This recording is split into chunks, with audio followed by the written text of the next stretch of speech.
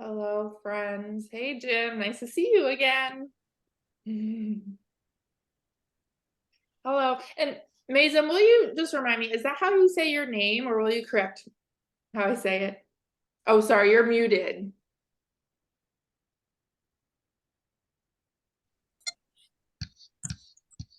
Now what You now? said correctly. Oh, wonderful. Thank you so much. So we do have some more individuals who are supposed to join us. So I'm just going to give it a minute or two, but I respect everyone's time. So we'll get started shortly. Thank you all. Okay. Mason, is that a background, or are you actually in an area that it's beautiful like that right now? It's a background. Okay. I just reminding, we will see soon. I like it. Yeah. Well, I'm happy to see our other colleague Alyssa is joining. This is going to be her first Lansing Days. So that's exciting. Yes, I'm very much looking forward to it. Yay. So wonderful. Okay, let's just give it one more minute and then we can get started. We are recording this, so I have no doubt a few of the people who are not here will likely ask for the recording, and we will provide.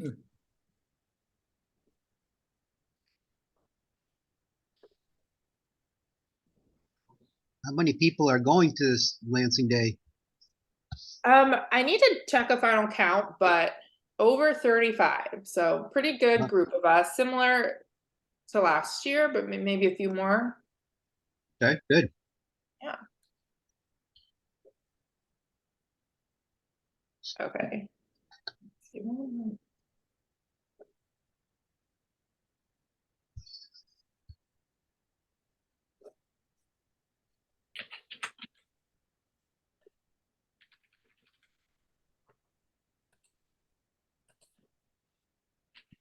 Okay, it's 6:03, so I'm sure we might have a few more people hopping on, but just to respect everyone's time, I think I'll get started knowing that we're also recording. Those of you who are joining us, I'm just going to go ahead and mute you all at any point. If you want to jump in and ask a question, please feel free. This is casual, and we are here for you to make sure you have all of your questions answered. So let's begin. This is our Preparing for Lansing Days webinar. We're really excited to welcome you, those who are returning advocates, and those of you who are new advocates joining us for the first time next week on March 21st and 22nd, Tuesday and Wednesday. As always, I'm so grateful that we have sponsors for our overall advocacy work, and particularly this upcoming event. We really couldn't do what we do so well without their support. So I want to thank all of our sponsors for Lansing Days: Takeda, CSL Behring, Genentech, Sanofi, Bayer, Octapharma, BioMarin, InfuCare RX, Medexus, and Pfizer. Thank you all so much. I really, really hope you understand how much we appreciate you. And with that, we do have our lovely Keith Finch, one of our sponsors, here with us today. I have to have a photo. You look lovely. He's going to just share a few words with us. Thank you, Keith. I think I see myself getting a little grayer every time that picture is shown, though. So I might need to update my photo, being a grandpa and all. So thank you so much, Sarah. I absolutely love these trainings. They're so much fun.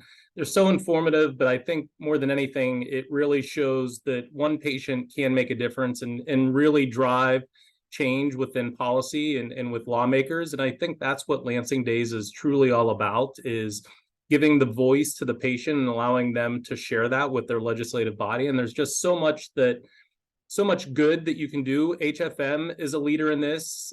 Both HFA and NHF have been stalwarts in the advocacy community for many, many years and are really looked up to. And I think HFM is very much the same way, that within the chapters and the state organizations, HFM is truly viewed as one of those pinnacle chapters when they look at legislative and policy initiatives and how they get things done. Sarah does a great job, and it's been fun. And Gwen, you can appreciate this as well. It's been fun to watch Sarah grow into this position, her policy knowledge, her ability to get things done, and her ability to train and educate, because truly when it comes down to lobbying and making a change, it's about influencing and it's about truly educating the legislators. And I think this year, probably more than any, there's a lot of education that needs to take place. So I will shut up. I'm Keith with Takeda. Can I say one other thing, Sarah? Alice Cakebread is on the line, and her Cakebread is one of my favorite vineyards of all time. It makes one of the best Cabernets you'll ever have. So if you haven't tried it, Alice, try Cakebread wine. That's all I'll say. I then. have. I wish I could be related to them so I could get a discount. Seriously, it's wonderful. I was just about to ask. I said, Alice, regardless, what an amazing last name. But thank you, Keith. It's always just a joy to have you on and for those kind words. I clearly bring you on just to hype me up, to talk so kindly about me, but thank you. We were supposed to have another one of our sponsors here to speak, not able to be here just at the moment, but we do want to recognize her as well, Angel, who we will all be getting to meet next week in person. This slide is really for me to just say to our patient advocates, to our attendees, thank you. I am so deeply appreciative that you are joining us for this event. You know, the bleeding disorders community has an incredibly strong history of advocacy and not just of using our voice, but really influencing change and impacting policies at the national and state level. So I just wanted to, again, remind you of that really strong tradition. And thank you so much for taking the time to be here tonight. And certainly next week, knowing that some of you might be taking off work, school, or just taking time from your other daily responsibilities. So thank you. We could not do any of this without your participation. So with that, let's just get into some of this preparation. So all of you who are registered for Lansing Days should have received an email from me, Sarah, confirming your registration and then sharing an agenda. So if you don't have that yet, no worries. I'll also be sending another email on Monday with the finalized agenda. But if you had that and you wanted to follow along, please feel free. So next week on Tuesday, March 21st, we'll be meeting at the Kellogg Hotel and Conference Center. So for those of you who were with us last year, we'll have the same setup. Those of you who are new, you can see this map on the screen here. They do have a parking structure at the Kellogg Hotel, so it's likely that most of us will be arriving by driving, parking in that parking structure, and you can see the red circle to the right is the entrance you'll use coming from the parking structure. You will need to walk over through that lobby to the front desk to check into your hotel. So I have been recommending that you arrive by 5 p.m. so you can park, check in, drop your bags in your room, and then be back downstairs. You'll notice at the top of this map, I've circled the Lincoln Room. So I'm hoping that everyone can arrive at the outside the Lincoln Room by 5:30 so we can get you checked in. We can make sure that you have everything you need, get set up so we can really start on time at 6 p.m. 6 p.m. is when we'll welcome you, we'll get our dinner, and then after that, we'll start our legislative training where I will provide you with all of the information that you need. And I have also incorporated some time for you to just get to know the groups that you'll be attending meetings with and have some time to chat and talk about the meetings for the next day. So Tuesday, we'll be at the Kellogg Center. We're staying there overnight. We'll be waking up, having our breakfast at the Kellogg Center.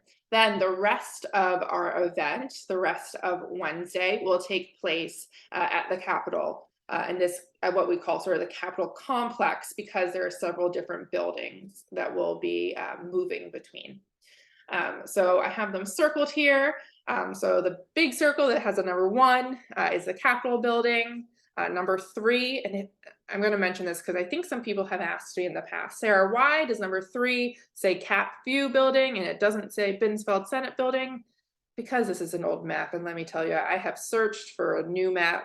I've searched for anything that looks better than this. This is the best map I could find. So while that little tiny blue square says Capitol View building, it is the Binsfeld Senate building. So that's number 3.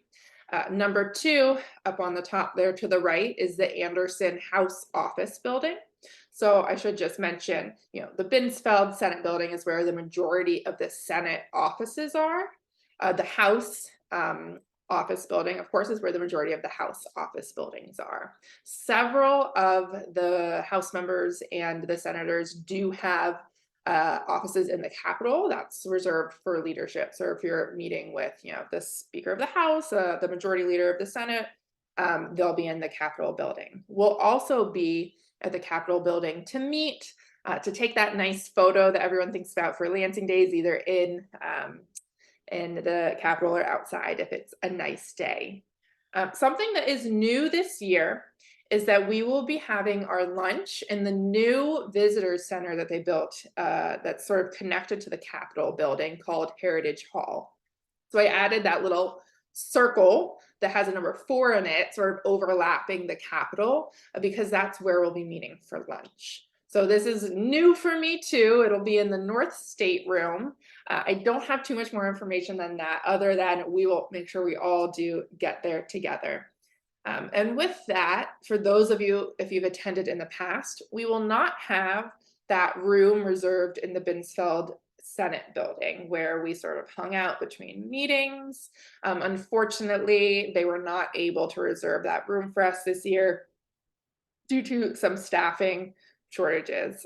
So I'll get more into that a little bit after this. This is the map. I will include this map for you all in your participant folders next week. And certainly if you're comfortable with Google Maps and any other technology like that, you can look all of this up online. As a reminder, at any point, if you have a question, just feel free to unmute or put it in the chat, and I'm happy to get to it. 2023 logistical updates. So just as a reminder, I mentioned this, but so we remember, we don't have the meeting room in the Binsfeld building. The lunch will be in Heritage Hall to the right of the Capitol. So in this lovely photo, we're sort of looking straight onto the Capitol. It will be to the right of that. And instead of having that space in the Binsfeld building where we hung out, there are many other options for us. I'll have a detailed list for you all in your packets next week. But in the Capitol, in the Binsfeld building, and in the House building, there are some common areas where you can sit and hang out. I think the biggest one with some snacks nearby is in the House building. So there will be plenty of areas where you can hang out and spend your time between your meetings. Occasionally throughout the years, we have been introduced to the Senate floor. And again, this year, Senator Mallory McMorrow offered to introduce us to the Senate floor because unfortunately she wasn't able to schedule a meeting with us and wanted to make sure that we felt seen and appreciated for attending and traveling to Lansing. So for those of you who are interested in this and don't have a meeting at the time, I'll be walking us through. We'll meet in the Capitol. We send a little note. We go sit down in the gallery, and then we get a look down on them. And Senator McMorrow will read something, point to us. We get to wave and feel a bit special. So if you haven't done that before at Lansing Days, it feels pretty fun. What to expect? Just so you feel very prepared for next week. As I mentioned at the Kellogg Center, we will be providing an issue training. So if you're nervous about what to say in your meetings, if you have not done this before, please don't worry. Next week, I'm going to take you through step by step what we'll be talking about. I'll provide talking points for you. We'll have a very, a specific leave behind of information for the legislators. So all of that will be shared next week. In just a moment, I'll be getting to the issues we'll be talking about, but we're saving the bulk of that training for the night before, so it's very fresh in your mind. We're also very happy to be able to provide this event free of cost. Of course, I know that everyone's time is very valuable, but we are happy to be able to provide that. Stay at the Kellogg Center. We will be providing our dinner Tuesday evening, providing breakfast Wednesday morning, and then as mentioned, we will be providing lunch for all of our participants Wednesday in that Heritage Hall together. transportation. So over the years, we just found out that we really enjoyed staying at the Kellogg Hotel and Conference Center. It's a really nice space for us. But unfortunately, it does mean that we will need to drive to the Capitol. It's very, very close, just a few minutes away. But just so everyone knows, we'll have parking at the Kellogg Center. And then Wednesday, we will be asking all of our participants to drive over. Again, I'll provide all of the information that you need for where to park. There are many parking structures, there's street parking, and HFM will be providing those dollars, so you don't need to pay for that parking.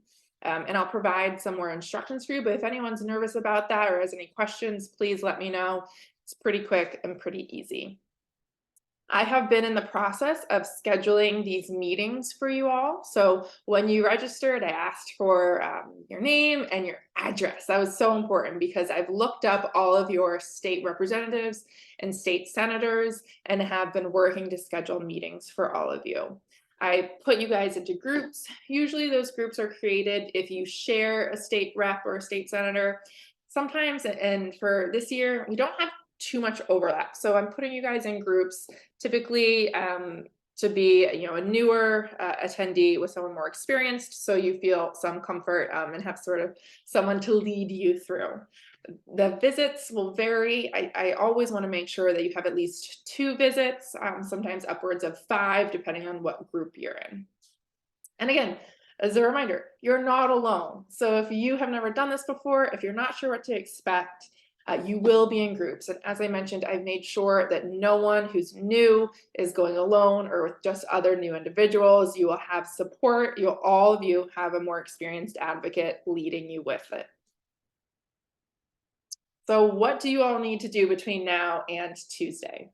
So just a few items to make sure that you pack. You do need to show your ID to get into the House office building, and I think maybe the Binsfeld building as well.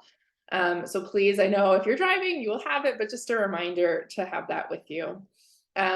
If you have attended in the past and you already have one of our red HFM advocate t-shirts, please just bring it again.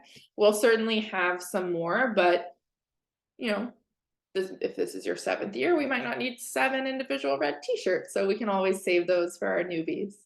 As you can see off to the left, I love sharing this photo of my colleagues, Anthony Stevens and Tim Wicks, when they joined us. They have their t-shirts on, but they're also dressed in business casual, right? We want to show up and we want to look presentable and polished. So maybe a pair of slacks, a nice pair of jeans if they're really nice, no holes, a blazer, a dress with a t-shirt over it, anything that works for you. We'll provide those t-shirts, or as I said, if you have one, make sure it's clean and ready to be packed. Comfortable shoes, as I showed in that area with the Capitol map, we will be walking between different buildings, and we want to make sure that our feet feel good at the end of the day. So I have done the high heels some years and I have truly regretted it. So I am telling you now, comfortable. And then if you really enjoy any storytelling items that you want to bring with you for these meetings. So that might be a photo, and obviously some of us just share those on our phone, but if you have some, like a photo album or a photo you want to print out, people have certainly brought maybe like an old vial of their medicine, a butterfly needle to show, anything that you like. It is not necessary at all, but if it feels good for you to bring and it makes sense with your story, please set a little reminder to bring that with you. Let's see, prepping your story. So I want to remind you all that really the most important part of what you are doing in your meetings next week is sharing your own experience, right? Your own story. And oops. And I have just a few bullet points here that can sort of help you as you're thinking through what your story is. So obviously, who are you? I'm Sarah. I'm the advocacy director for the Hemophilia Foundation of Michigan. You might say, I am, John Doe. I have hemophilia. I am here today with the Hemophilia Foundation of Michigan to, et cetera, et cetera. Share a bit about your bleeding disorder. This is what I want you, and hopefully you'll be able to think about in the next few days. Doesn't need to be really that much time spent, but when you're cooking or when you're showering, just sort of thinking through how you describe what a bleeding disorder is, or how you describe what your bleeding disorder is. How do you make it simple? Do you like to use the domino analogy for the clotting cascade? Just thinking through what is the easiest, clearest, most concise way that you can explain what this disorder is. And we'll have many more talking points to help you. If you're not sure, you don't need to come up with it on your own. But you can also feel free to personalize. And then this number 3, I think, is really where we get to the heart of it, which is, what is it like for you? Maybe what was it like getting diagnosed? What is it like going to a hematologist or your hemophilia treatment center? What's it feel like when you have a bleed? What is it like to rely on your medication? How has the medication changed your life, et cetera? All of these aspects. This is really where each one of us has that really unique story, and you'll be able to really make an impact on who you're talking to. Number 4 is the issues, and you might have seen I accidentally scrolled over to the issues. This is where we're really connecting your story to what we're asking of them, right? So I'll explain all of this in depth next week, but this is where we want to make sure that we have some type of way that we can connect your story to what's going on in the bleeding disorders world, what our issue is, and then eventually to the very end, which is why we're here. That's our ask. That's sort of the language that we use in this policy world. What is it that we're there for? That final ask is really important. Here they are. So this year is a bit unique. We have 3 asks, and some of them are a little similar. So you might know that we typically talk about children's special health care services. This is a program that is specific to Michigan, but it uses some Title V federal funds as well as some state funds to provide some coverage for individuals with bleeding disorders when all else fails. It's a payer of last resort, but it is very important to us for making sure that individuals really do maintain access to their treatment. So we always want to thank them for maintaining the funding that they have and providing for this program. New this year is a proposed age expansion for children's special health care services. So in Governor Whitmer's proposed budget, she included $4 million to raise the age limit from 21 to 26. Now, of course, special to the bleeding disorders community, we receive coverage on children's special health care services through adulthood. So this doesn't fully impact our coverage. However, this does align with our policy priorities and our belief in maintaining that access to care, and particularly helping to smooth out the transition from childhood into adult coverage. So we will be asking that the legislators support that age eligibility expansion in the 2024 budget. And just a reminder, we'll share much more about this and those talking points with you next week. So no need to really take too detailed notes or to remember this completely. This is just so you get an idea of what we'll be talking about. Of course, our biggie is that we are asking their support for legislation to ensure all copays counts. If you've been following some of the advocacy work HFM has been doing throughout the past few years, we've been working on an issue called copay accumulator adjustment programs. This is an insurance or PBM tactic that diverts copay assistance away from counting towards your deductible and your out-of-pocket cost, leaving you, the patient, on the hook for all of those dollars that your deductible and all of the rest of the copayments. So we've been working on legislation for the past few years to make sure that any copayment, whether it's made by you, a manufacturer, your brother, a nonprofit organization, will count and will actually benefit you and help you pay those out-of-pocket costs. We'll get into this much more, but just so you know, we do not have a bill number yet this year, so that's why it's a little vague. So we're not asking them to support a specific bill. When we do get that bill number, of course, our language will change. But for now, we're just asking that when legislation is introduced, that they will support it. And finally, our last ask relates to the Rare Disease Advisory Council legislation that HFM has been helping move through the legislature. So in February, during Rare Disease on Rare Disease Day, the HFM, the sponsor of House Bill 4167, and a few other colleagues from the rare disease community joined sponsor Jason Morgan as we held a press conference to announce this legislation. It has been introduced, and last week it was in the House Health Policy Committee where our colleagues testified in support of this bill. Tomorrow, it is actually going to be voted on in committee. So as long as that goes well, our ask, once it's in the full House, is that we're just asking the House members to vote yes on that bill. We'll talk a little bit more about what the bill does next week. That is all I have, but I did want to, before we get anywhere else, I did want to recognize that we have Angel here. So sorry, Angel, we did share a slide recognizing you in the beginning. I'm glad you are here, but go ahead, feel free to just share a few words with us. Thank you. Well, hello. Sorry, I was having some tech issues. Hi, nice to meet you guys. I am Angel. I am the new Community Relations and Education Manager here in Michigan and Toledo. Super excited to be with you guys next week and for Lansing Days. And I will also share my information too in the chat section. And then I just wanted to just share a little bit about Sanofi's commitment to society. As a global company and as a pharmaceutical company, we have a responsibility to play our part in addressing some of the world's most pressing challenges.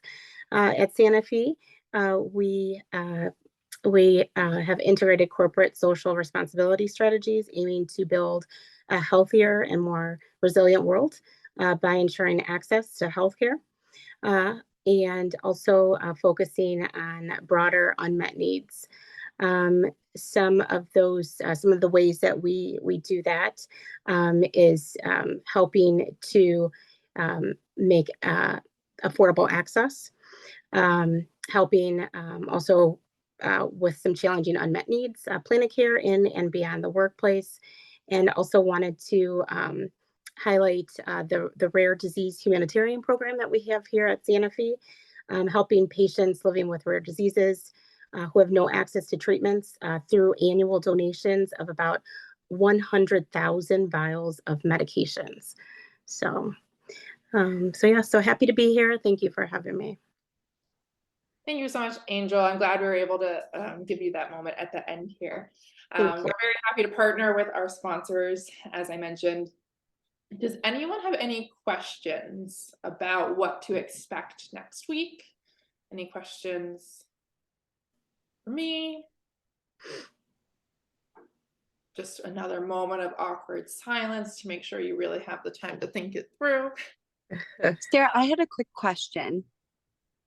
Sure. My ID doesn't have like for federal identification, like that gold star on it. Is that an issue for getting into the Capitol building? No, it's really not. Okay. It's not that secure at all. They just need an ID. And I think in the past, one individual in a group could share an ID, and you guys can go ahead and get in. You go up to the desk in these buildings, you show the ID, they give you a visitor's badge. That's basically it. You let them know you're going to see your rep's office. Perfect. I haven't updated it yet, so appreciate it. Yeah, no worries at all.